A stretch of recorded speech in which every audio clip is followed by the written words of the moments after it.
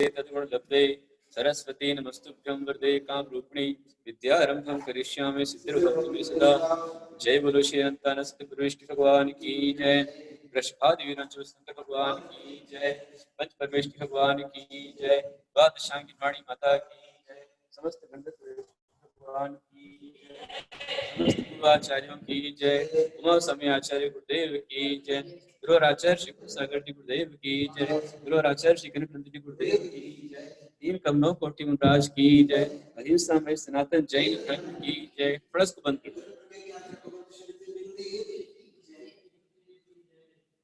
ये जाली और कांच बंद कर दो। कांच बंद कर दो। आएगा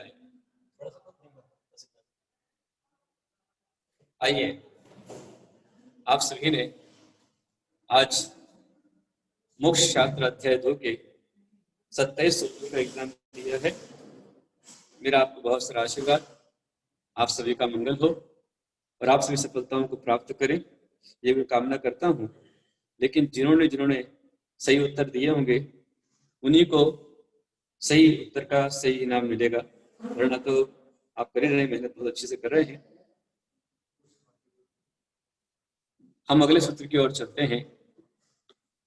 हमने कल सूत्र 36, 37, 48 तक लिया, 38 तक लिया था। 36 नंबर था 5 शरीरों का, औदारिक, वेक्रियक, आहारक, तेजस, कर्मणानि शरीराणि। ये 5 शरीर होते हैं। औदारिक होता है, औदारिक मतलब जो स्थूल है, हाँ, जो दूसरों से बाधाओं को प्राप्त है, वादित होता है, बाधाओं को देता है, वो स्थूल शरीर औदारिक शरीर कहलाता है। और ये शरीर जो होता है वो मात्र मनुष्य और त्रियंचों के होता है।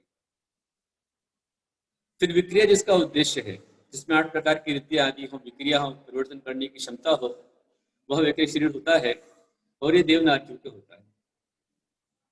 फिर आहारक शरीर जो होता है वह मुनिराजों की होता है, जो छठे गुण स्थान वर्ती हैं।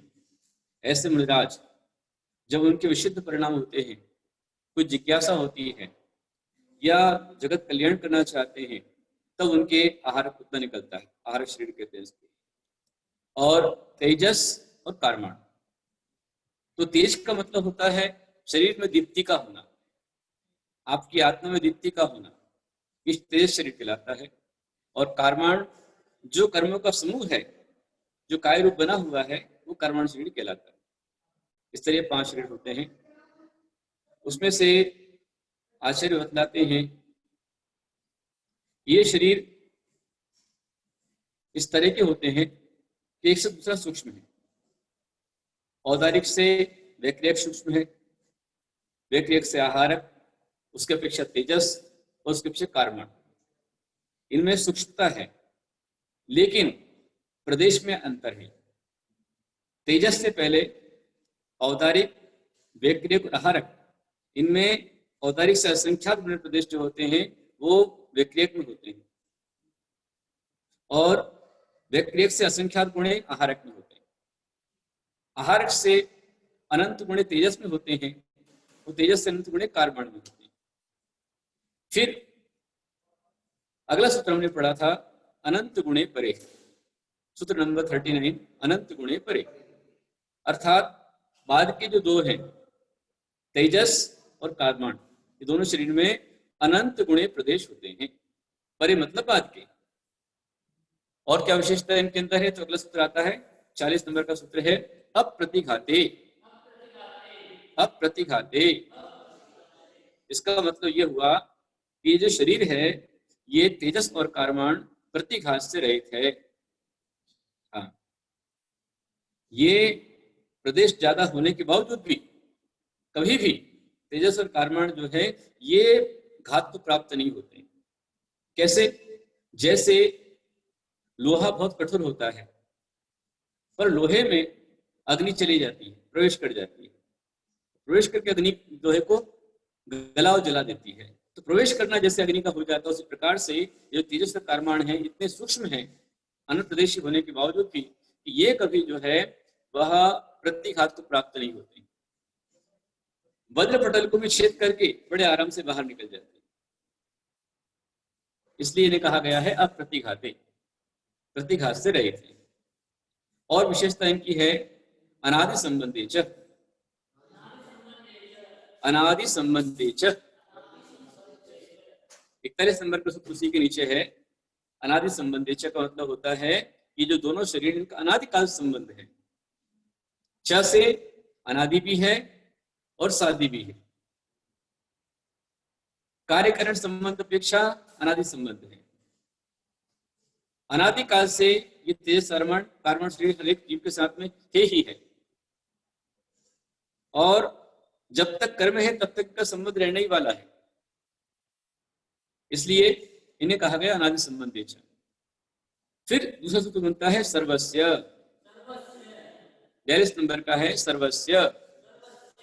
सर्वस्य का मतलब होता है कि सभी जीवों के, जितने भी संसारी जीव हैं, चाहे वो मनुष्य हो, तिर्यंच हो, देव हो, नारकी हो, एक इंद्रिय हो अथवा पंच इंद्रिय हो, सभी के ये शरीर होता ही होता है। कौन सा? तेजस और कार्माण, ये हर एक को नियम से होता है। सिद्ध भगवान के नहीं होगा, नहीं, वह शरीर सिद्ध भगवान के शरीर नहीं है, लेकिन जो संसारी जीव जितने भी हैं उनके प्रत्येक के ये शरीर होता ही होता है। सर्वस्य मतलब सबके पास में है, ऐसा कोई जीव नहीं है कि कर्म ही जिसका शरीर बन गया वो कार्बन शरीर कहलाता है। हमारे जो कर्म हैं वो काय के रूप में संपूर्ण आत्मदेशों से चिपके हुए हैं और अनादिकाल से चले आ रहे हैं। हम कर्म करते हैं, कर्म के उदय में हमारे भाव बिगड़ते हैं, शुभाशुभ भाव होते हैं, उसके निमित्त से हम नए कर्मों का बंद करते हैं, नया कर्म बन जाता है, पुराना कर्म उदय में आकर झड़कर चला जाता है। लेकिन और जब झड़ता है उसके पहले और नए कर्मों की परंपरा छोड़ जाता है। इसलिए अनादि संबंध इनका बना हुआ है और सभी जीवों के शरीर होते हैं। अगला शरीर आता है कि एक साथ में एक जीव के कितने शरीर हो सकते हैं। सूत्र नंबर 43, तदादिनी भाज्यानि युगपदे कस्याः चतुर्भ्यः, तदादिनी भाज्यानि युगपदे कस्मिन् चतुर्भ्यः। इसका अर्थ यह हुआ, तदादिनी मतलब उसको आदि लेकर, आदि की जो है लेकर के युगपदे कस्मिन् चतुर्भ्यः, एक साथ में एक जीव के 4 शरीर हो सकते हैं। यदि हुए तो कम से कम 2 रहेंगे, कम से कम 2, एक कभी नहीं होगा यहाँ पर। कम से कम वो 2 कम से रहेंगे। तेजस और कार्बन किसका रहेगा? तो विग्रह गति में जो जीव मरण को प्राप्त होते हैं और देह छोड़कर अगले देह के जाते हैं, उसमें उनके 2 शरीर होते हैं। हाँ, इसके अलावा कभी 2 नहीं होंगे। फिर या तो होगा तो औदारिक तेजस और कार्बन, या औदारिक या व्यतिरिक्त तेजस और कार्बन। क्या क्या होगा? पहले 2 रहेंगे, तेजस और कार्बन। किसके रहेंगे? जो शरीर सहित नहीं है, जिनका मरण हुआ है, मृत्यु को प्राप्त हुए हैं और अगले देह के लिए जा रहे हैं, उस समय उनका शरीर जो होता है वह तेजस कार्बन 2 शरीर होते हैं। फिर कर्म के उदय से उन्होंने जो शरीर प्राप्त किया तो 3 होंगे, औदारिक, तेजस और कार्बन। या नरक और तिर्यंच में गए तो विक्रियक, तेजस और कार्बन, ये 3 शरीर होंगे। और 4 हुए तो 4 कैसे बनेंगे? औदारिक, आहारक, तेजस और कार्बन। कभी औदारिक व्यक्ति साथ में नहीं होंगे, व्यक्ति औदारिक साथ में नहीं होंगे। बात समझ में आ रही है? कभी मनुष्य पर्याय में ही देवयानार्की नहीं बन जाएगा, या देवयानार्कियों के उस पर्याय में ही उनको मनुष्य नहीं मिल जाएगा। इसलिए मैंने बताया कि न्यूनतम 2, तेजस और कार्बन, किनके? जो विग्रह गति में हैं, जो मरण को प्राप्त हुए हैं, अगले जन्म के लिए जा रहे हैं, उनका 4 समय तक ये 2 शरीर रहेगा। हाँ, फिर 3 यदि है तो कौन से होंगे? औदारिक, तेजस और कार्मण, या व्यक्तिक, तेजस और कार्मण, ये 3 बनेंगे। और यदि एक साथ 4 बने तो औदारिक, आहारक, तेजस और कार्मण, ये 4 शरीर बनते हैं। इसके अलावा नहीं बनते हैं। कभी किसी एक साथ 5 शरीर नहीं होते हैं, या कभी एक शरीर नहीं होता। ठीक है, ये सूत्र का इसका अर्थ था। अब 44वां सूत्र बताता है, अगला सूत्र हमारा चलेगा निरुपभोग मंत्यम। बोलिए, निरुपभोग मंत्यम। निरुपभोग मंत्यम, इसका अर्थ यह हुआ कि अंत्यम, जो अंतिम शरीर है, कौन सा? कार्माण शरीर। अंतिम वही है ना, फिर आराम से बोलो। जो कार्माण शरीर है वो निरुपभोग, मतलब उपभोग नहीं के योग्य नहीं है। क्योंकि उस शरीर में कभी इंद्रियां नहीं होती, कभी मन नहीं होता, लेकिन कारण वही है। उसके कारण से ही आपको इंद्रिया में मिलता है, लेकिन उसको नहीं होता है। इसलिए इंद्रिया नहीं है, मन नहीं है, इसलिए कभी उसका उपभोग नहीं होता है। उस शरीर का इंद्रियादियों के द्वारा ग्रहण किया नहीं जा सकता है। इसलिए देखिए, आप कभी कोई मरता है तो मरने पर जीव कब चला जाता है, ये मात्र श्वास बंद हो गई, ठंडा पड़ गया तो हम अंदाज लगा लेते हैं, उसको और डॉक्टर को बुलाते हैं, परंतु ऐसे पता नहीं चलता है।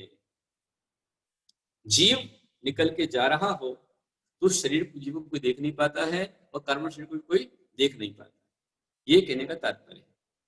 अब अगला सूत्र हमारा आ रहा है कि किसके कौन से शरीर होते हैं। 45 सूत्र उसके नीचे ही है। गर्भ, समूर्छनज, माध्यम, गर्भ, समूर्छनज, माध्यम। इसका मतलब क्या? वो आद्य, मतलब आदि का जो शरीर है, आद्यम, आद्य, आद्यानी। तो आदि का जो शरीर है, औदारिक शरीर, किसका होता है? तो गर्भज जीवों के होता है और समूर्छन के होता है। जितने भी समूर्छन जन्म लेने वाले हैं या जो गर्भ से लेने वाले हैं, ऐसे मनुष्य और त्रियंचों के ये शरीर होगा। उसी के नीचे अगला सूत्र 46, औपादिकम व्यक्तियकम, औपादिकम व्यक्तियकम, जिनके भी उत्पाद जन्म होता है। उत्पाद से मतलब हो गया देव और नारकी, इनके व्यक्ति एक शरीर होता है। कौन शरीर होता है? व्यक्ति एक होता है, देव और नारकियों के। अगला सूत्र है लब्धि प्रत्ययम च, लब्धि प्रत्ययम च। मतलब ये इसका अर्थ हुआ कि जो वैकृत शरीर है वह जिनको भव प्रत्यय रूप में हुआ है वो देव नारकियों के रहेगा, पर लब्धि प्रत्यय के रूप में जो कुछ ऐसे मुनिराज हैं या चक्रवर्ती आदि हैं, खास तौर पर तब वो विशेष से जिनको लब्धि प्राप्त हुई है, रिद्धियां प्राप्त हुई है, ऐसे मुनिराजों को लब्धि प्रत्यय वैकृत शरीर होता है। इस प्रकार की विक्रिया उनके पास में होती है, तो विक्रियाओं से जो है अपने शरीर को अनेक प्रकार से बना सकते। जैसे आपको उदाहरण मालूम होगा, कौन सा? विष्णु कुमार मुनिराज। विष्णु कुमार मुनिराज न देव थे न नारकी थे, लेकिन उनकी तपस्या से उनको विक्रिया रिद्धि प्रकट हुई थी, प्राप्त हुई थी, और उन्होंने परीक्षा के लिए अपना हाथ आगे बढ़ाया तो उनका हाथ जो है पर्वत को भेद कर आगे चला गया। फिर वही विष्णु कुमार मुनिराज वामन रूप लेकर, विक्रिया से वामन रूप उन्होंने बनाया और बलि के हवन मंडप के पास में गए, जहां मुनि को उपसर्ग हो रहा था। 3 टक भूमि मांगी और मांगने के पश्चात उन्होंने जो संकल्प बलि ने कर लिया, तो बाली जो विष्णु कुमार मुनिराज थे, वामन ब्रह्मचारी के वेश में गए थे, उन्होंने अपनी महिमा रिद्धि से अपने शरीर को विक्रिया से बहुत ऊंचा कर दिया, बहुत ऊंचाई तक उनका शरीर चला गया। और उसके बाद उन्होंने 2 गज में मानुष, शतर और सुमेरु को माप दिया। तो ये किससे हुआ? लब्धि प्रत्यय अंश। लब्धि से हुआ।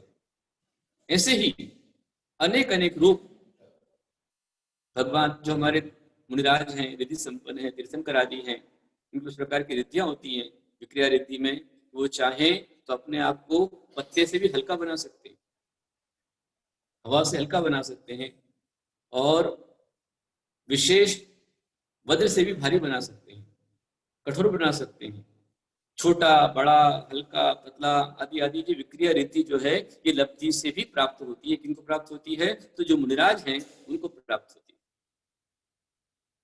उदाहरण है बहुत पता है। इसी प्रकार से बाली मुनि का भी आता है कि जब रावण ने पर्वत को, कैलाश पर्वत को उठा लिया था फेंकने के लिए, तब बाली मुनिराज ने विचार किया कि इस पर्वत पर असंख्य जीव हैं, उन जीवों की हानि हो जाएगी, उन जीवों की रक्षा के लिए और साथ में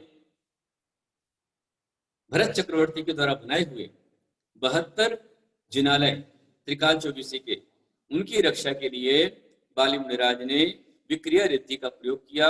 अपने शरीर को उन्होंने गरिमामय कर दिया, भारी कर दिया, और मात्र उन्होंने अपना अंगूठा दबाया तो बाएं पैर के अंगूठे को दबाने मात्र से पूरा पर्वत नीचे की ओर धंस गया और दशानन रोने लग गए, रावण बन गया।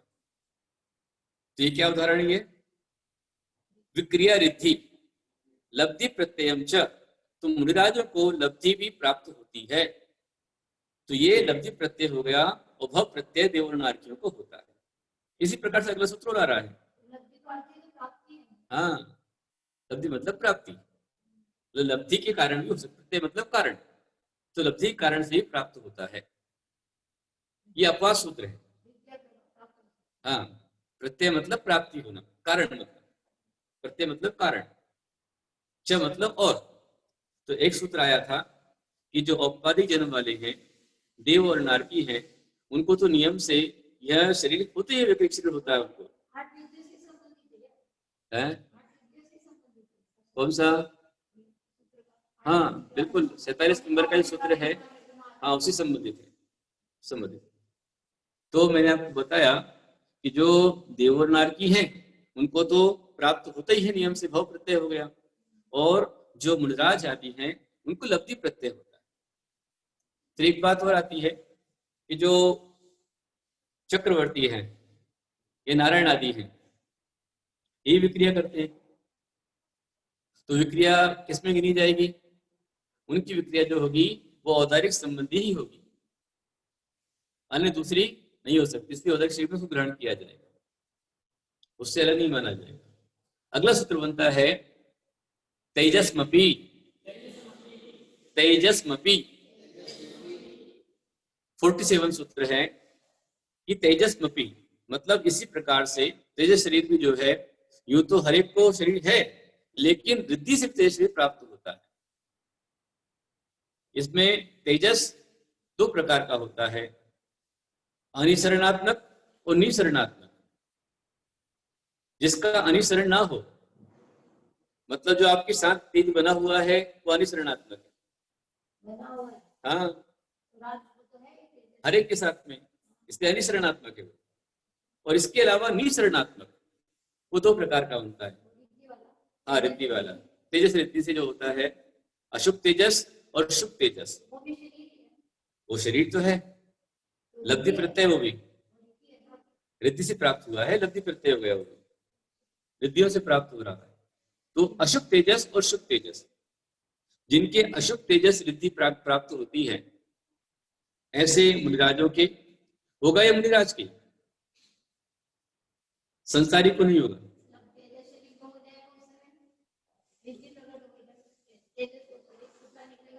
वही तो उसी की तो बात चल रही है। जिनको तेजस रिद्धि की प्राप्ति हुई है, ऐसे मुनिराज के ही, मतलब छठे गुणस्थान वर्ती जो मुनिराज हैं, उनके ही यह पुतले हो सकते हैं। और दो प्रकार के हैं, शुभ तेजस, अशुभ तेजस।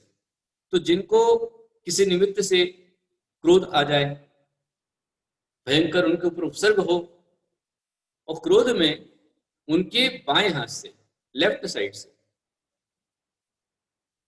बिल्ली के आकार का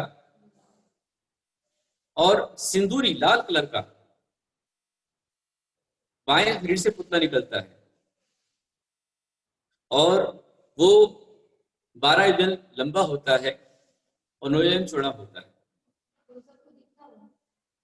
दिखता भी होगा। और जो उनका लक्ष्य है, दह्यमान शरीर को जला करके, जितनी भी चीजें हैं वहां पर दह्यमान वस्तुएं, उनको जला करके वापस मुनिराज के पास में आता है, वह उनको भी नष्ट कर देता है, भस्म कर देता है। यह अशुभ तेजस। उदाहरण के लिए द्वैपायन मुनि, उनका उदाहरण हरिवंश पुराण में आता है। आप सबको पता होगा कि भगवान नेमिनाथ, उन्हें केवल ज्ञान हुआ और केवल ज्ञान होने के पश्चात वे गिरनार पर्वत पर, रेवतक पर्वत पर उनका समोशरण लगा हुआ था, जो कि द्वारका के बिल्कुल पास में है। रेवतक भी कहते हैं इसको, गिरनार भी कहते हैं और उर्जयंत भी कहते हैं। उर्जयंत, ये 3 नाम है उसके। उस पर्वत पर भगवान का समोशरण था और नारायण, कृष्ण, बलराम और सारी प्रजा, असंख्य देवी देवता भगवान नेमिनाथ के समोशरण में गए। वहां जाकर के बात बात चर्चा करते हुए एक ने पूछा कि हे प्रभु, जो द्वारिका आपके पुण्य से, कृष्ण जी के निमित्त से देवों के द्वारा बनाई गई है, इतनी सुंदर है, ऐसी द्वारिका भी क्या कभी नष्ट होगी? और होगी तो किस कारण से होगी? उस समय भगवान नेमिनाथ ने बताया था कि यह द्वारिकापुरी आज से 12 वर्ष बाद विध्वंस को प्राप्त होगी और यह शराब के कारण से इसका नाश होगा और द्वैपायन मुनि के निमित्त से उसका दहन होगा। वहीं द्वैपायन कुमार बैठे थे, दीपायन बोलते हैं, द्वैपायन बोलते हैं। तो दीपायन राजकुमार कृपु वहां बैठे थे, जो कि उसी द्वारका में रहते थे और कृष्ण जी के भाई थे। उन्हें बहुत दुख हुआ कि मेरे निमित्त से द्वारिका चलेगी, तो मैं द्वारका में आज से नहीं जाऊंगा, त्याग करता हूं। और वे दीक्षा लेकर के मुनि हो गए और मुनि होकर के वे द्वारिका से बहुत दूर चले गए, बहुत दूर, और कठोर साधना की। साधना करते करते 12 वर्ष बीत गए। 1 माह बाकी बचा था,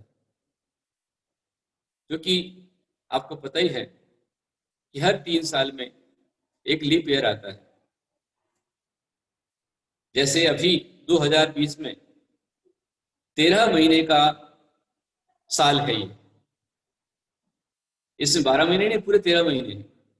अभी जैसे ही 10 लक्षण पूरा होगा, 10 लक्षण पूरा होते ही 1 महीने का मल मास लग जाएगा, जिसे अधिक मास कहते हैं, मल मास कहते हैं, पुरुषोत्तम मास कहते हैं। तो इस तरह से 12 साल में 1 महीना बढ़ चुका था, पर उनको लगा कि अभी 12 साल पूरे हो गए हैं, मैं देख कर आऊं कि वो द्वारिका कैसी है, अभी अच्छी सुरक्षित तो है। और दीपायन मुनिराज विहार करते करते द्वारका के बाहर जंगल में बैठ गए। उससे पहले जिस समय समोशरण में सुना 12 साल पहले ही कि वही द्वारिका जलने वाली है और शराब कारण बनेगा, तो तुरंत नारायण कृष्ण ने पूरे नगर में घोषणा करा दी कि भगवान की भविष्यवाणी हुई है, फिर भी हम प्रयास करें अपनी ओर से, और आज से द्वारिकापुरी में शराब नहीं बनेगी। जो शराब बनाएगा, शराब बेचेगा, शराब खरीदेगा, उसे कानूनन दंड दिया जाएगा, वो दंड का पात्र होगा। और संपूर्ण शराब जितनी द्वारिका में थी वो सारा का सारा मद्य द्वारिका से निकलवा करके बाहर जंगलों में फेंकवा दिया गया। जहां फेंकवाया वे गहरी गहरी खाइयां थी, खड्डे थे, वहां शराब फेंकवा दी गई। 12 साल पहले फेंकवा दी गई। अब द्वारिका में शराब पीना सबका बंद हो गया। 12 साल से कोई शराब नहीं पी रहा है। और जयपायन मुनि बाहर यहाँ करके बैठे, 12 साल पूरे हो गए। उस दिन ही वे सारे यदुवंशी राजकुमार जंगल में शिकार के लिए गए थे। हस्तिनापुर में आया, ये आपके हरिवंश पुराण में आया हुआ है। और जब वे जंगल से आ रहे थे तो जेठ मास की बड़ी गर्मी थी, उनको प्यास लगी, बहुत प्यास लगी, और उन्हें खड्डे में पानी दिखलाई दिया और जाकर उन्होंने पानी पी लिया। वो पानी नहीं, वो शराब थी, जो कि 12 साल के कारण से और अधिक नशीली मादक हो गई थी। ऐसी शराब को उन्होंने जब पिया यदुवंशियों ने, राजकुमारों ने, तो उन पर शराब का नशा चढ़ गया, भयंकर चढ़ गया। और उसी नशे में उद्धत होते हुए अपने द्वारका की ओर आ रहे थे तो बाहर ही उनको दीपायन दिखलाई दिए। एक ने कहा, अरे दीपावन आ गया है, ये द्वारका को भस्म कर देगा, ये भस्म करे उसके पहले अपन इसको मार डालते हैं। और उन सारे यदुवंशियों ने क्रोध में आकर के जयपायन पर पत्थर मारे, लकड़ियों से मारा मुनिराज को, और यहां तक कि अपशब्द कहे, गालियां बकी। और जब मुनिराज जयपायन कुमार नीचे गिर गए तो गिरने पर उन्होंने हंसते खेलते हुए, अपशब्द कहते हुए जयपायन मुनि के मुख में कुत्ते की पेशाब कराई। तब जयपायन मुनि को क्रोध आ गया।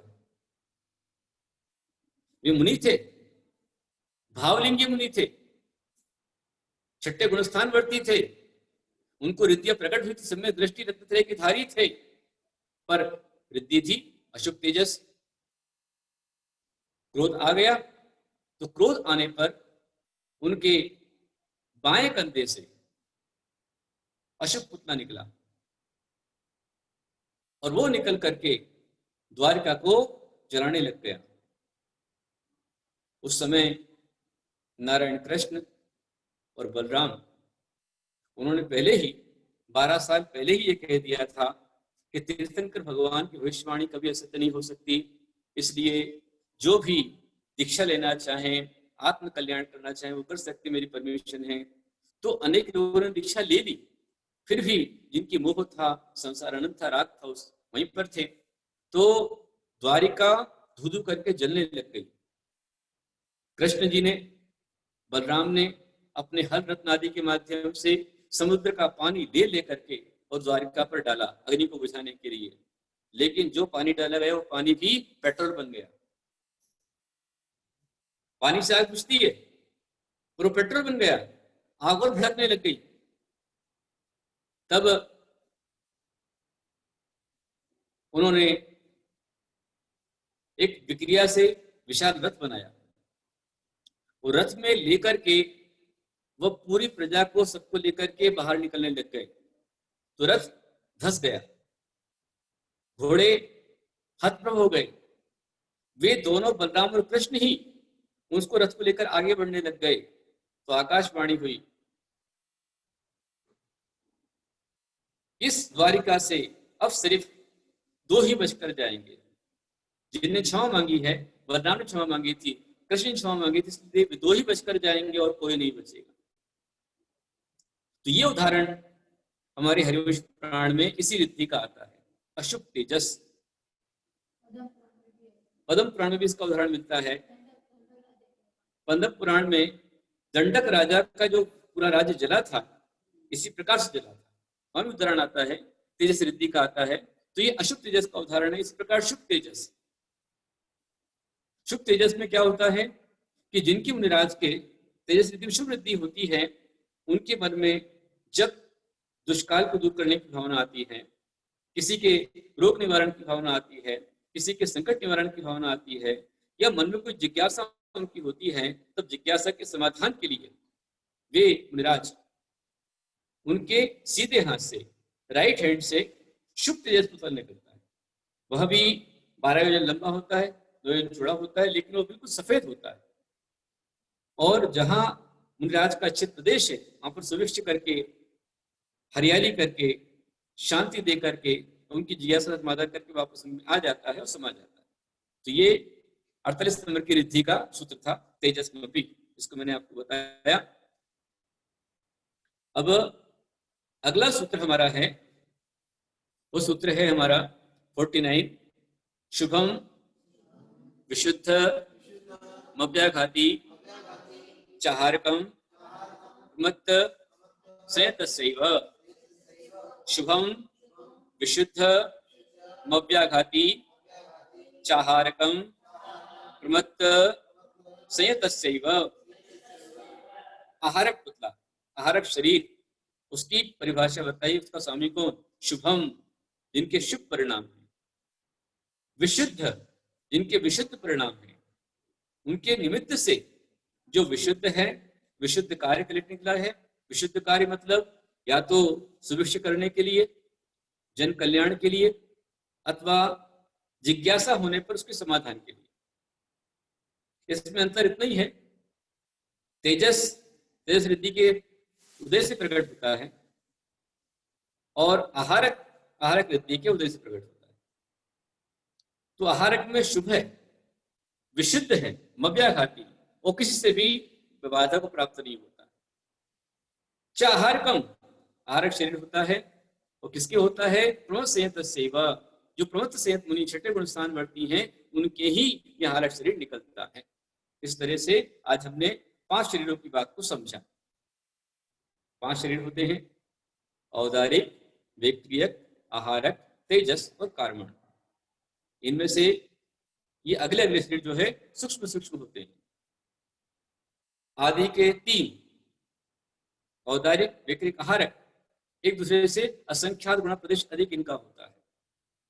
और जो बाद के 2 हैं, उनमें अनंत गुणे प्रदेश होते हैं। फिर ये सूत्र हमने समझा, साथ में हमने समझा कि दोनों शरीर अप्रतिघाती है, मतलब प्रतिघात को प्राप्त नहीं होते हैं, और अनादि संबंधी नदी काल से इनका संबंध चला आ रहा है, और 2 शरीर सभी के होते हैं। फिर हमने सूत्र समझा कि एक को आदि लेकर, 2 को आदि लेकर के, तदादिनी, उन 2 को आदि लेकर के एक से एक, अधिक से अधिक एक जीव के 4 शरीर हो सकते हैं। या तो 2 होंगे, या 3 होंगे, या 4 होंगे। 2 होंगे तो कौन से होंगे? तेजस और कार्मण। किनका होगा? किनके होगा? अकेले 2 किनके होंगे? जो जो विग्रह गति में जा रहा है, शरीर के लिए जा रहा है, उसके न औदारिक रहेगा, न व्यक्तिक रहेगा, न आहारक रहेगा, मात्र 2 रहेंगे, तेजस और कार्मण, उनके 2 होंगे। इसके बाद फिर 3, तो या तो औदारिक, तेजस और कार्मण, या व्यक्तिक, तेजस और कार्मण, या किसी के 4 हुए तो किसके होंगे? तो वो मुनिराज जिनका ही वर्णन आया था, आहारक वृत्ति वाले, उनकी औदारिक भी रहेगा, आहारक भी रहेगा, तेजस भी होगा, कार्मण होगा। इस तरह 4 हो सकते हैं। तो जो शुरू के आदि के जो 2 शरीर हैं, उसमें से अंतिम शरीर, अंतिम वाला कर्म, वो निरूप भोग है, किसी के भोगने में नहीं आता। और फिर स्वामी बताए कि गर्भज और समुर्चन वालों के आदि शरीर होता है औदारिक, और जिनके उत्पाद जन्म होता है उनके व्यक्तिरेक होता है। फिर बात आई कि व्यक्तिरेक लब्धि प्रत्यय भी होती है, जो मुनिराजों को होता है, और तेजस शरीर भी लब्धि प्रत्यय से प्राप्त होता है। फिर आखिरी सूत्र आया कि आहारक शरीर जो है शुभ होता है, विशुद्ध होता है, और अब व्याघात से रहित होता है, आलक वृद्धि वालों के होता है, प्रमुख से के ही निकलता है, अन्य किसी के नहीं होते। इस तरह 5 शरीर की बात अपन ने समझी। अब मैं आपको, आपका जो क्वेश्चन पेपर है वो किस प्रकार से आपने किया है, वो मैं आपको हल करके बताता हूँ। आपका व्यक्ति जो 5 आज 50 प्रश्न थे आपके लिए, आप लोगों ने उन प्रश्नों के उत्तर दिए हैं, तो आप सभी उसको समझिए, थोड़ा सा देख लीजिए। हाँ, अच्छा ये बताइए, आज कितने लोगों ने पेपर दिया? आज मिंटी, मिंटी भैया? जी नमोस्तु गुरुदेव। हाँ, आज कितने लोगों ने एग्जाम दिया है? गुरुदेव आज 89 लोगों ने एग्जाम दिए। बहुत बढ़िया, और अच्छी बात है। गुरुदेव पास भी कम से कम 75 से ऊपर लोग हुए, मतलब एवरेज 75% का निकले। बहुत बढ़िया, पिछली बार 72 लोग थे, अभी बार 89 हुए हैं और सभी पास हुए हैं अच्छे अच्छे नंबरों से। अब मैं आपको क्वेश्चन हल करके बतलाता हूँ। देखिए, आपके लिए पहला प्रश्न आया था, जीव के असाधारण भाव कितने हैं? आपके पास ऑप्शन थे चार। पहला 5, दूसरा 6, तीसरा 3 और चौथा इनमें से एक भी नहीं। तो क्या उत्तर होगा इसमें? जिसने पहले क्वेश्चन को हल किया है, हाँ 5, 46 अवधि बराबर है। 5 जो आपने बताया बराबर ठीक है, रानी बाकीवाल नहीं बताया है। दूसरा प्रश्न का उत्तर, प्रश्न उपशम सम्यक्त्व, कौन सा? उपशम सम्यक्त्व कितनी प्रकृतियों के क्षय से होता है? कितना अच्छा प्रश्न दिया माता जी। पहला उत्तर है 4 प्रकृतियों के क्षय से, दूसरा उत्तर है 3 प्रकृतियों के क्षय से, तीसरा उत्तर है 7 प्रकृति के क्षय से और चौथा इनमें से एक भी नहीं। जिनने 7 लिखा है ना, आपका सबका गलत हो गया। क्योंकि माता जी ने क्या पूछा आपसे? हमने क्या पूछा आपसे? उपशम सम्यक्त, उसका नाम ही उपशम है, तो 6 कहां से लेके आ रहे आप? जो मोहनीय कर्म के उपशम से होने वाला सम्यक्त, उसको उपशम सम्यक्त कहते हैं। तो उपशम सम्यक्त जो है वो किसी प्रकृति के क्षय से नहीं होगा, इसलिए इसमें उत्तर बनेगा इनमें से एक भी नहीं। 4 नंबर का उत्तर सही होगा। समझ में आया? इसलिए ध्यान से सुनिए। तीसरा प्रश्न है, कर्मों के उदय से कौन सा भाव होता है? आप भी सोचो। पहला उत्तर है क्षयिक भाव, दूसरा है औदयिक भाव, तीसरा पारिणामिक भाव और चौथा क्षयक्षमिक भाव। तो कौन सा लेंगे आप इसमें? आपने क्या भरा है? हाँ, विजय जी ने बराबर बताया है। दूसरा जो है वो सही है, औदयिक भाव। कर्म के उदय से होने वाला औदयिक भाव होता है। फिर सुनो, आपको भी अच्छा आनंद आएगा, बढ़िया प्रश्न है। चौथा प्रश्न है, क्षयिक भाव कितने कर्मों के क्षय से होता है? क्षयिक भाव कितने कर्मों के क्षय से होता है? तो पहला ऑप्शन इसके लिए दिया हुआ है 7 कर्मों के क्षय से, दूसरा ऑप्शन है 7 प्रकृतियों के क्षय से, तीसरा ऑप्शन है अनंतानुबंधी के क्षय से और चौथा इनमें से एक भी नहीं। तो क्या आएगा? रॉन्ग। इसमें उत्तर बनेगा इनमें से एक भी नहीं। चौथा ऑप्शन सही है इसका, इनमें से एक। जो कि मैंने पूछा है, क्या पूछा है? क्षयिक भाव कितने कर्मों के क्षय से होता है? तो क्षयिक भाव जो बनेगा वो 4 प्रकृतियों के क्षय से बनेगा। 4 प्रकृति के क्षय से क्षयिक भाव बनेगा। कौन सी? तो मोहनीय, ज्ञानावरणी, दर्शनावरणी और अंतराय, ये 4 प्रकृतियों का क्षय होने पर 9 क्षयिक भाव बनते हैं। इसलिए इनमें से एक भी नहीं उत्तर सही होगा। जिसने भरा है उसका सही, बाकी गलत है। पांचवा प्रश्न है, पांचों भाव के कुल कितने भेद होते हैं? ऑप्शन, पहला 54 भेद, दूसरा 53 भेद, तीसरा 55 भेद और चौथा इनमें से एक भी नहीं। हाँ, 53 बराबर सही है। आप काउंटिंग कर लीजिए, समझ में आ जाएगा आपको। ऑप्शन के 2 ले लो, 6 के 9 ले लो, 6 ऑप्शन के 18 ले लो और देखिए 21 ले लो, सब मिलाओगे 53 हो जाएगा। पारिणामिक के 3, ये सब मिला के 3 हो जाएगा, 53 हो जाएगा। फिर देखिए अगला प्रश्न है, औपश्रमिक भाव के कितने भेद हैं? पहला ऑप्शन 1, दूसरा ऑप्शन 3, तीसरा ऑप्शन 2 और चौथा ऑप्शन 5। तो क्या बनेगा? औदैक जो औपश्रमिक भाव है उसके मात्र 2 ही भेद। औदैक नहीं पूछा, औपश्रमिक पूछा हमने आपसे। औपश्रमिक के 2 भेद हैं, जो 21 बता रहे हो गलत है आपका। अब आप लोग चीटिंग कर रहे हो, किताब खोल के देख रहे हो, फिर दिमाग नहीं लगा रहे हो, इसलिए नकल से बड़ी अकल होती है। इसलिए सूत्र को ध्यान से आप सुनिए। मैं आपको पूरा बैकअप देते हुए, रिकैप कराते हुए, अगला बताते पूरा समझाता हूँ। अभी मैंने आपको ये सारे सूत्र एक साथ पूरे समझाए, जबकि रोज बता रहा हूँ, आप समझ करके चलिए, इनको आत्मसात कर लीजिए। अब देखो, 7वां प्रश्न है, क्षायिक भाव का इनमें से कौन सा भेद है? पहला ज्ञानावर्णी, दूसरा दर्शनावर्णी, तीसरा क्षायिक दान, और चौथा इनमें से कोई नहीं। तो क्या उत्तर होगा सही? हाँ, जिन्होंने 46 जी ने कहा है बराबर सही है, क्षायिक दान, अकेले दान नहीं, क्षायिक दान, क्षायिक दान ही क्षायिक भाव का भेद है। फिर अगला प्रश्न है, क्षयोपशमिक भाव के कितने भेद हैं? पहला ऑप्शन 18, दूसरा 17, तीसरा 20, चौथा 21। कितने भेद बनेंगे क्षयोपशमिक भाव के? हाँ, 18 बिल्कुल सही है।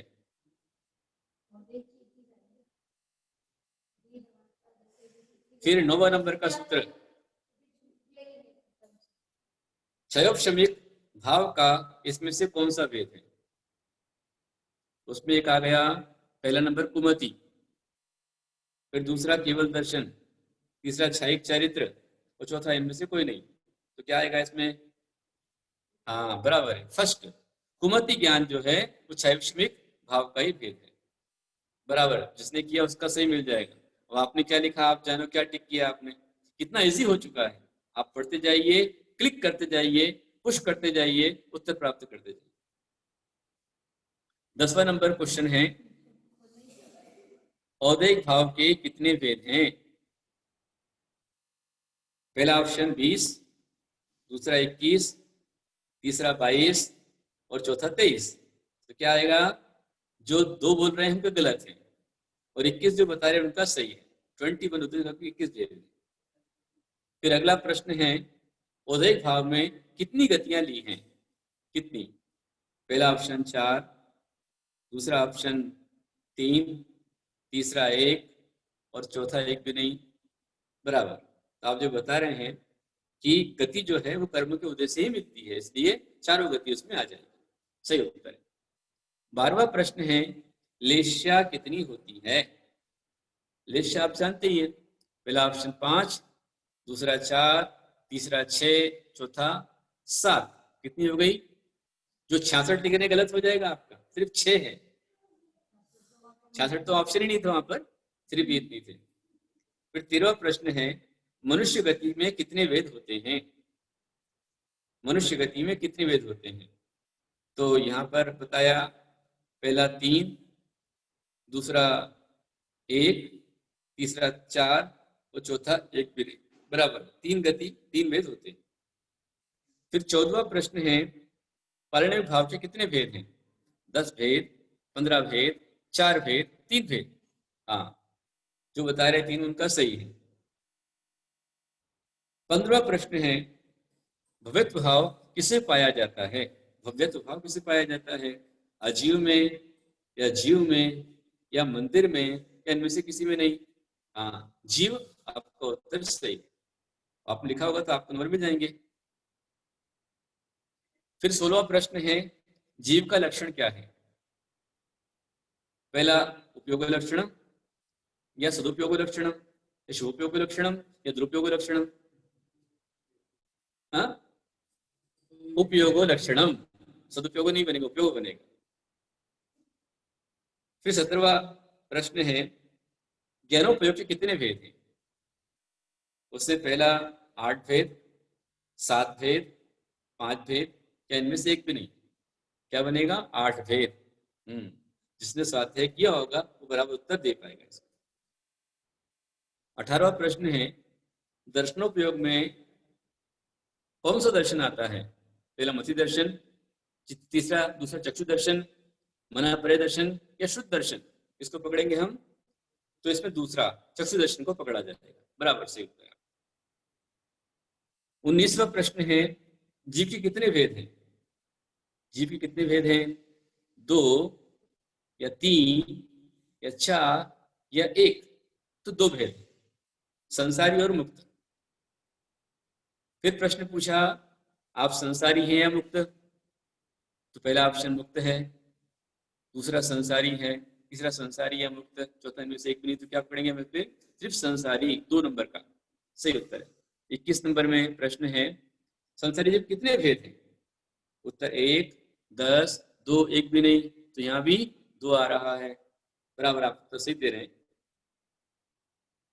22वां प्रश्न है संसारी जीव के और कितने भेद हैं? तो 1, 3, तरह स्थावर, तीसरे नंबर का, या इनमें से एक भी नहीं, तो क्या आएगा? हाँ, 3rd नंबर का जो है बराबर सही है। अच्छे प्रश्न के उत्तर आप दे रहे हैं तो नंबर आपके आने की संभावना बनेगी, फिर लकी ड्रॉ निकलेगा उसमें। बहुत अच्छा ऑप्शन है। फिर 23 नंबर का प्रश्न है स्थावर जीव कौन सा है? पहला आकाश, दूसरा पाताल, तीसरा मकान, चौथा वनस्पति। हाँ, 4th वनस्पति। अब आप समझ रहे हो तो आप उत्तर दे पा रहे हो, लिखने में क्या लिखा हो आप जाने। 24वां नंबर है आप त्रस या स्थावर? फर्स्ट त्रस, दूसरा स्थावर, तीसरा दोनों, और चौथा इनमें से एक भी नहीं, क्या पकड़ेंगे अपन? वाह भाई, सबके उत्तर सही आ रहे हैं, फर्स्ट बता रहे हैं आप, बहुत अच्छी बात है। 25वां प्रश्न है आप साधारण हैं या प्रत्येक? पहला ऑप्शन साधारण, बहुत बढ़िया, आप साधारण हैं। दूसरा ऑप्शन प्रत्येक, तीसरा ऑप्शन दोनों, और चौथा ऑप्शन इनमें से एक भी नहीं, तो आप क्या हैं? तो चौथा ऑप्शन जिसका है उसका सही उत्तर मिलेगा, बाकी सबका रंग जाएगा, क्योंकि साधारण प्रत्येक वनस्पति के भेद हमारे नहीं है।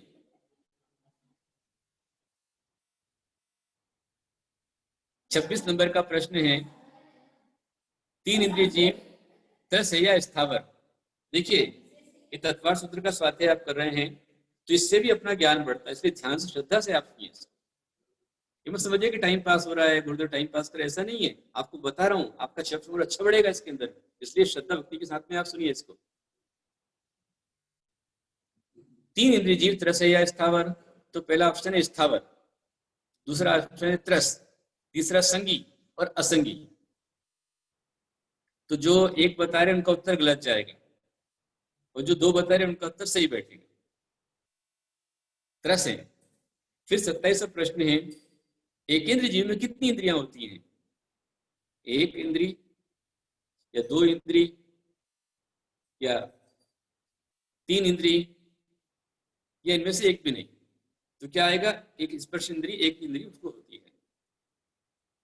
28वां प्रश्न है जीव की पहचान किससे होती है? उत्तर में पहला हिलने से, दूसरा बोलने से, तीसरा इंद्रियों से, पांचवा इनमें से एक भी नहीं, तीसरा ऑप्शन सही है, इंद्रियों से। 29 नंबर का प्रश्न है आपके पास कितनी इंद्रियां हैं? आप लोग अलर्ट बैठना है ना, ओ भाई नीचे आपकी तरफ आने वाला कैमरा, अलर्ट बैठ जाओ, है ना।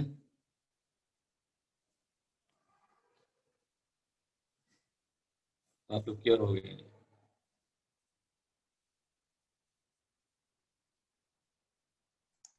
वंदामी माता, नमोस्तु मुनीषी, वंदामी माता जी।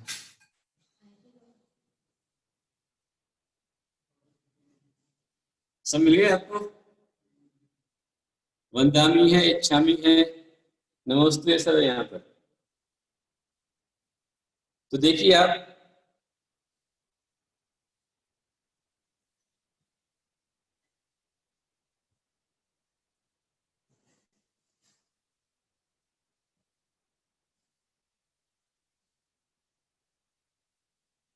तीसरे नंबर का प्रश्न 30वां, 29वां है आपके पास कितनी इंद्रियां हैं? 5 है, 6 है, 4 है, 7 है? कितनी इंद्रियां आपके पास में है? तो 5 है। तीसरा प्रश्न है 30 नंबर का, श्रुत इंद्रिय का पर्यायवाची नाम क्या है? कान, मकान, दुकान या पान? तो फर्स्ट पान, फर्स्ट कान, हाँ कान है। 31वां नंबर, इंद्रियां मूल में कितनी प्रकार की होती हैं? उत्तर है पहला 10 प्रकार की, दूसरा 2 प्रकार की, तीसरा 5 प्रकार की, चौथा इनमें से एक भी नहीं। तो क्या आएगा? 2 प्रकार की, द्रव्येंद्रिय और भावेंद्रिय। 32वां प्रश्न है, निवृत्ति और उपकरण कौन सी इंद्रिय है? पहला ऑप्शन द्रव्येंद्रिय, दूसरा रसनेन्द्रिय, तीसरा घ्राणेन्द्रिय, चौथा स्पर्श इंद्रिय। क्या बनेगा? द्रव्येंद्रिय। हाँ। 33वां प्रश्न है, भावेंद्रिय किसे कहते हैं? लब्धि को, उपयोग को, मानव शरीर को, या चौथा लब्धि और उपयोग को? हाँ, चौथा ऑप्शन सही है, लब्धि और उपयोग को। 34वां प्रश्न है, आपका पेट कौन सी इंद्रिय दिखाती, आपका पेट कौन सी इंद्रिय भरती है? पहला ऑप्शन रसना, दूसरा स्पर्श, तीसरा चक्षु, चौथा कर्ण। क्या आएगा? फर्स्ट रसना इंद्रिय आपका पेट भरती है, जीभ से आप खा लेते हैं, मुख से। 35वां प्रश्न है, सुनना ध्यान से, आपका चेहरा कौन सी इंद्रिय दिखाती है? पहला चक्षु, दूसरा कर्ण, तीसरा घ्राण, और चौथा इनमें से एक भी नहीं। आप लोग जितने भी बता रहे हैं फर्स्ट फर्स्ट फर्स्ट, आपका हो गया भ्रष्ट। क्योंकि क्या आप अपनी आंखों से आपका चेहरा देख सकते हैं? मिरर के बिना देख पाएंगे आप? आईने में देखकर ही होगा ना, इसलिए फर्स्ट नहीं आएगा वहां पर, उसमें ऑप्शन रहेगा एक भी नहीं। ध्यान से सुनिए आप। अब 36वां प्रश्न है, पसीना कौन सी इंद्रिय का विषय है? पसीना कौन सी इंद्रिय का विषय है? स्पर्शन, घ्राण, रसना, चक्षु। हाँ, तो स्पर्श इंद्रिय जिसने लिखा है उसका सही है। 37वां प्रश्न है, घ्राण इंद्रिय का विषय क्या है? भोजन करना 1, गंध लेना 2, सुनना 3, इनमें से किसी के नहीं। तो गंध लेना उत्तर सही है। 38वां प्रश्न है, शुद्ध ज्ञान किसके पास होता है? मन सहित जीव के, मन रहित जीव के, दोनों के, इनमें से किसी के नहीं। तो क्या उत्तर होगा? हाँ, तीसरा ऑप्शन दोनों के है। 39वां प्रश्न है, स्पर्श इंद्रिय किसकी होती है? आभूषण, मटकी, अग्नि, टीवी। तो क्या आएगा इसमें? अग्नि। हाँ, तीसरा नंबर ऑप्शन। 40वां प्रश्न है, मच्छर की कितनी इंद्रियां होती हैं? मच्छर कितनी इंद्रिय है? पहला ऑप्शन 4 इंद्रिय, दूसरा 5 इंद्रिय, तीसरा 3 इंद्रिय, चौथा 2 इंद्रिय। तो क्या बनेगा यहाँ पर? 4 इंद्रिय बनेगा। ध्यान रखिए, मच्छर के 4 इंद्रियां होती हैं। जो 3-3 करें तो गलत हो जाएगा। यहाँ पर फर्स्ट ऑप्शन आएगा सीधा। 41वां प्रश्न है, चींटी के कितनी इंद्रियां होती हैं? चींटी, तो चींटी के देखिए आप, फर्स्ट ऑप्शन में है 1, दूसरे में 3, तीसरे में 2, और चौथे में 1 भी नहीं। तो कितनी इंद्रियां चींटी की? सेकंड ऑप्शन आपका आ रहा, बराबर सही है।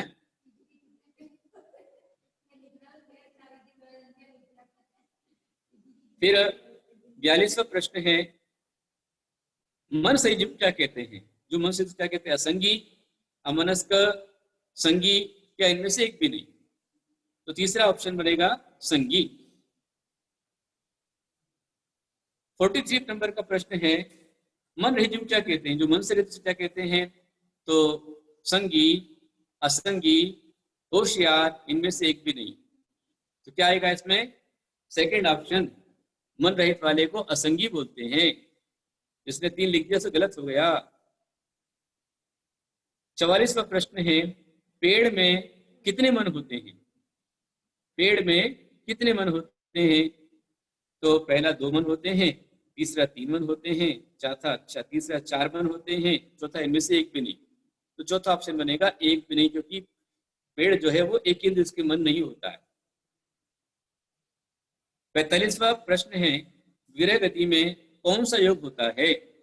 पहला शुभ योग, दूसरा अशुभ योग, तीसरा कर्मण का योग, और चौथा इनमें से कोई नहीं। तो क्या बनेगा? तीसरा कर्मण का योग। हाँ, अच्छा पढ़ रहे हैं आप लोग। 46वां प्रश्न है, जीव और पुद्गल का गमन किसके अनुसार होता है?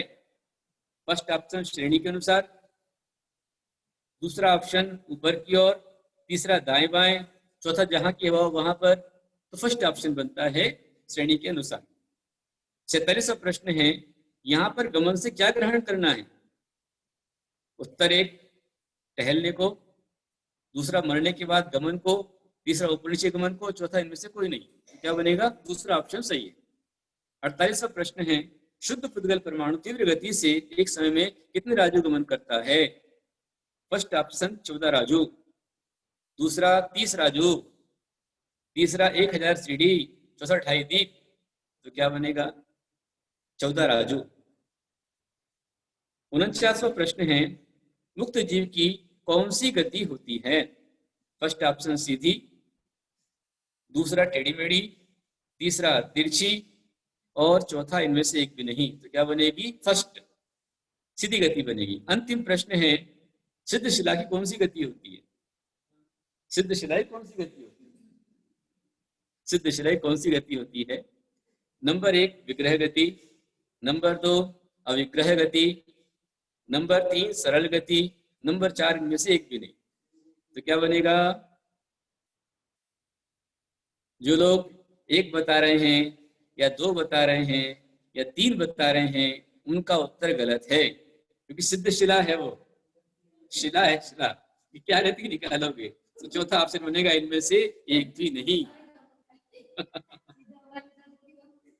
सिद्ध हुआ है, शिला गमन नहीं करती है ना। इस तरह से आपका बहुत अच्छा प्रश्न आपने उत्तर दिया है। बहुत जल्दी आपको उसका रिजल्ट प्राप्त होगा। और आप में से ही जो लोग सुन रहे हैं, वो अपने ज्ञान को बढ़ाने के लिए ज्ञान दान देने को तैयार हो जाइए। आप में से जो भी हैं, वो मिंटी भैया को आप संपर्क कर लीजिए और अपनी ओर से पुरस्कार आप दे सकते हैं। आपको जो पुरस्कार देना है उसकी टोटल राशि से मिलाकर के बहुत से जो है वह मैक्सिमम आपकी 1500 रुपये बैठेगी। तो अपनी ओर से आप ज्ञानदान कीजिए कि जिनको पुरस्कार के रूप में जाएगी, तो किसी को उसमें से 400, 300, 200 इस प्रकार से दिया जाता है, पुरस्कार के रूप में राशि दी जाती है। तो ये ज्ञानदान होता है और इससे अपने ही ज्ञानावरण कर्म का नाश होता है। जो भी करना चाहें वो मिंटी भैया को संपर्क कर लेवें और अपना नाम बतला देवें, जिससे उनके द्वारा ज्ञानदान हो सकता है। आज इतना ही। बोलो महावीर भगवान की। जावाणी के ज्ञान ते सुचे लोका वाणी देव से कालु सदा यही धर्म कर संसार सप्रद सारे ज्ञान त्रिंच समान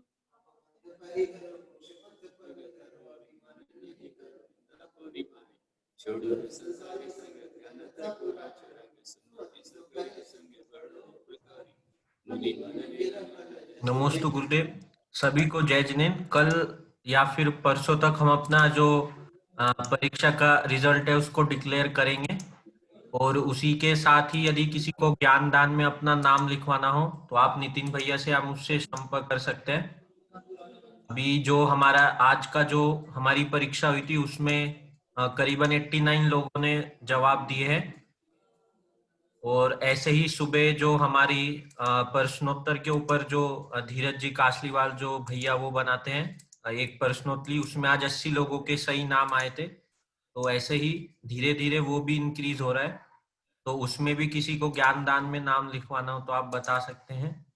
एंड ऐसे ही आप सबको पर्यूषण पर्व के लिए एक पंजीकरण फॉर्म दिया गया है, तो उस पर भी आप वो फॉर्म भरकर भी आप अपनी जो सीट है वो बुक कर सकते हैं और उस फॉर्म को आप बहुत लोगों तक शेयर करें। और मेरी आपसे रिक्वेस्ट है, जो लोग अभी पढ़ाई कर रहे हैं, यानी कि जिन लोगों इंजीनियरिंग में है या जो 9th 10th में है जिनके एग्जाम होने वाले हैं, उन बच्चों के साथ शेयर करें, क्योंकि गुरुदेव जो वो ध्यान होता है रत्नते शिविर में, वो एकदम उनके लिए बहुत फायदेमंद होता है। क्योंकि जब 2011 में बड़ौत में हुआ था तो तब मैं भी वो ध्यान में जाता था जब मैं 5th क्लास में था। तो जहां तक हो सके आप वो बच्चों तक भी वो फॉर्म शेयर करिए और कोशिश करिए कि वो भी सुबह 5:30 बजे आए उस ध्यान में। और ऐसे ही आप सभी को शेयर करें।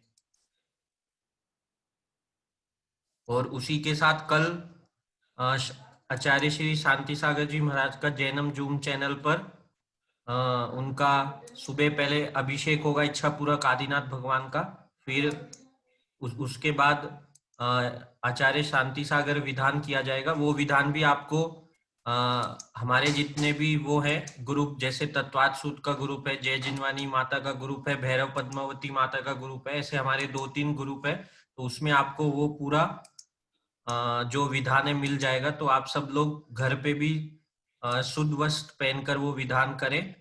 और यहाँ से मैं सबके माइक अनम्यूट कर रहा हूँ, तो आप अपना जो नमोस्तु है गुरुदेव को परीक्षित कर सकते हैं। नमोस्तु गुरुदेव।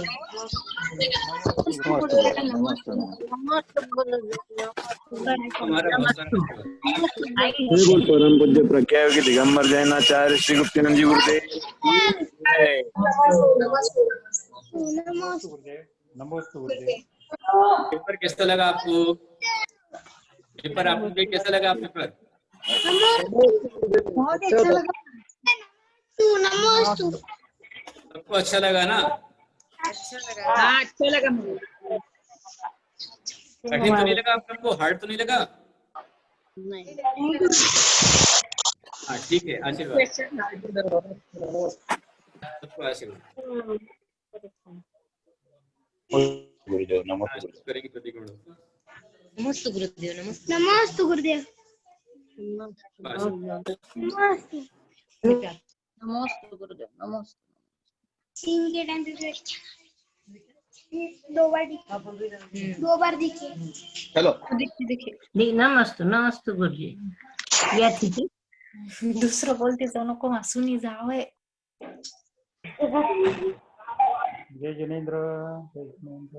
सभी को परमतीर्थ भक्त परिवार की ओर से जय जिनेन्द्र। और जो वो फॉर्म आपको 10 दर्शन का दिया गया है, उसे आप जल्द से जल्द सबको शेयर कीजिए, ताकि सब लोग पर्यूषण पर्व का फायदा उठा सके। एवं जो गुरुदेव के द्वारा ध्यान एवं प्रोग्राम होने वाले हैं, उसका भी आप लोग नहीं सभी को जय जिनेन्द्र।